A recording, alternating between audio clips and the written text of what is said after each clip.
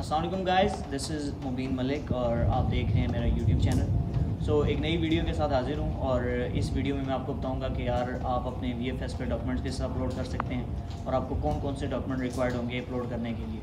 तो जैसा कि अभी मोस्ट ऑफ द पीपल जो हैं वो अपना वीज़ा फ़ाइल कर रहे हैं या फ़ाइल कर चुके होंगे और वो VFS की अपॉइंटमेंट का वेट कर रहे हैं, ठीक है, क्योंकि ऑलमोस्ट 2 मंथ रह गए हैं क्लासेस स्टार्ट वगैरह होने में सितंबर इनटेक के लिए। तो जो लोग अपनी VFS का वेट कर रहे हैं और उनको अपॉइंटमेंट नहीं मिल रही है, वैसे तो अगर पोर्टल पे अपॉइंटमेंट लेते हैं फ्री की अपॉइंटमेंट, तो वो आपको ऑलमोस्ट मिल रही होती है 1 मंथ बाद की, ठीक है। तो इसका दूसरा तरीका ये है कि यार आप किसी एजेंट से कांटेक्ट कर सकते हैं, वो आपको जल्दी अपॉइंटमेंट लेके दे सकता है, ठीक है। और उनमें से एक का मैं अभी कॉन्टैक्ट नंबर मेंशन कर दूँगा अपनी डिस्क्रिप्शन में, जिनसे मैंने अपॉइंटमेंट ली थी, आप उनसे भी कॉन्टैक्ट कर सकते हैं। तो दूसरी चीज़ जो आई थी यार के डॉक्यूमेंट्स आपको कौन कौन से अपलोड करने हैं और कैसे अपलोड करने हैं, मैं स्क्रीन शेयर भी कर दूंगा वीडियो के एंड में। जो मैंने अपने डॉक्यूमेंट्स अपलोड किए थे उसकी वीडियो पड़ी है मेरे पास। तो ये है कि सबसे मेन बात ये है कि यार आपने ना एप्लीकेशन को बिल्कुल सिंपल रखना है, कोई ज़्यादा चीज़ें अपलोड नहीं करनी, जो चीज़ मांगी है आपने सिर्फ वही चीज़ें प्रोवाइड करनी है। अब जब आप VFS पोर्टल पे आ जाते हैं, आपके डॉक्यूमेंट्स अपलोड का आपको ऑप्शन आता है, तो मैं यही सजेस्ट करूँगा कि यार आप अपने डॉक्यूमेंट्स खुद अपलोड करें, कोई इतनी बड़ी बात नहीं है, बिल्कुल ईजी सीन है। वहाँ जाएंगे तो वहाँ आपको 7-8 हज़ार रुपये उसके चार्जेस लेते हैं। इससे अच्छा यही है कि यार आप अपने डॉक्यूमेंट्स घर से अपलोड करके जाएँ। 24 आवर्स बिफोर योर अपॉइंटमेंट आप अपने डॉक्यूमेंट्स अपलोड कर सकते हैं। तो अब बात करते हैं कि यार आपको कौन कौन से डॉक्यूमेंट्स चाहिए। अब जब VFS की एप्लीकेशन पे आप जाते हैं पोर्टल पे, तो उस पर आपको जो मेंशन होते हैं उनमें आपके एजुकेशनल डॉक्यूमेंट्स आ जाते हैं, जिसमें आपने सिर्फ अपने एजुकेशनल डॉक्यूमेंट्स अपलोड करने हैं। उसमें आपने सिर्फ लास्ट डिग्री अपलोड करनी है और उसकी ट्रांसक्रिप्ट अपलोड करनी है। पीछे की FSC, मैट्रिक, इनमें से कोई भी चीज़ आप अपलोड ना करें, अपनी एप्लीकेशन को बिल्कुल सिंपल रखें।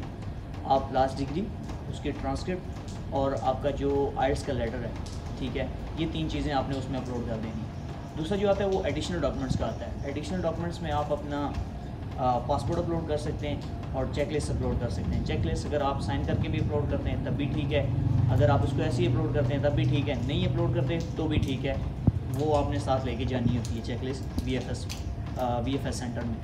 तो ये 2 चीज़ें होगी। उसके बाद तीसरी चीज़ आती है, आपकी पोर्टल पे शो हो रहा होता है, वो आपकी अकोमोडेशन का हो रहा होता है, परमानेंट या टेम्प्रेरी। उसमें अगर आपके पास अकोमोडेशन बुक है ऑलरेडी, तो आप उसका भी प्रूफ उनको दे सकते हैं, वहाँ पे वो चीज़ अपलोड कर सकते हैं। उसके अलावा जो नेक्स्ट ऑप्शन आता है आपके पास, वो है स्पॉन्सर एविडेंस का, ठीक है। उसमें आपने अपना कैश लेटर अपलोड करना होता है। इसके अलावा आपकी फाइनेंशियल एविडेंस में आपने अपनी बैंक स्टेटमेंट अपलोड करनी होती है। बैंक स्टेटमेंट अगर आपकी 1 है, 2 हैं, जितनी भी हैं, bank statement with maintenance letter, ये 2 चीज़ें आपने अपलोड करनी होती हैं। उसके अलावा जो आती है वो आती है आपका TB टेस्ट।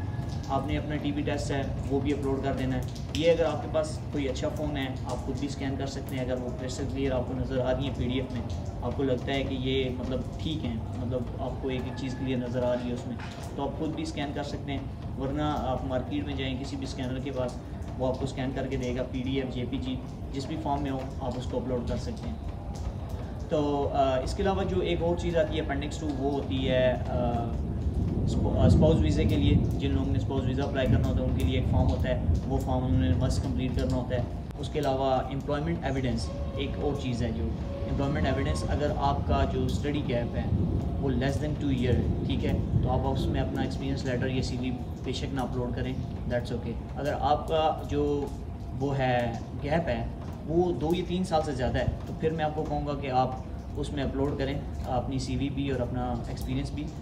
हो सकता है बाई चांस, अगर हो सकता है कि अगर उनको कुछ शक पड़े तो वेरीफाई कर लें, लेकिन मोस्ट ऑफ दी चांसेस यही है कि यार हो सकता है वो ना वेरीफाई करें। लेकिन ये है कि आपका जेन्युइन होना चाहिए, अगर वेरीफाई करें तो वहाँ से उनको रिस्पांस आना चाहिए। तो ये कंप्लीट चीज़ें हैं, जिसमें आ गया सबसे पहले आपका एजुकेशनल डॉक्यूमेंट्स, जिसमें आपने तमाम एजुकेशनल डॉक्यूमेंट्स अपलोड करने हैं। एडिशनल डॉक्यूमेंट्स, पासपोर्ट अपलोड करना है। फाइनेंशियल एविडेंस, उसमें आपने bank statement, bank maintenance letter upload करना है। और स्पॉन्सर एविडेंस, आपने कैश लेटर अपलोड करना है। उसके अलावा आ गया एम्प्लॉयमेंट हिस्ट्री वाला, उसमें आपने अपना वर्क एक्सपीरियंस या CV, ये 2 चीज़ें अपलोड करनी है। उसके अलावा आ गया प्रूफ ऑफ रिलेशनशिप, अगर आप अपने फादर या मदर की बैंक स्टेटमेंट यूज़ कर रहे हैं तो उनका कंसर्न फॉर्म चाहिए होगा, ये चीज़ आ गई। उसके अलावा आ गया जी आपका TB टेस्ट, जिसमें आपने अपना TB टेस्ट यूज़ करना है और TB टेस्ट अपलोड करना है।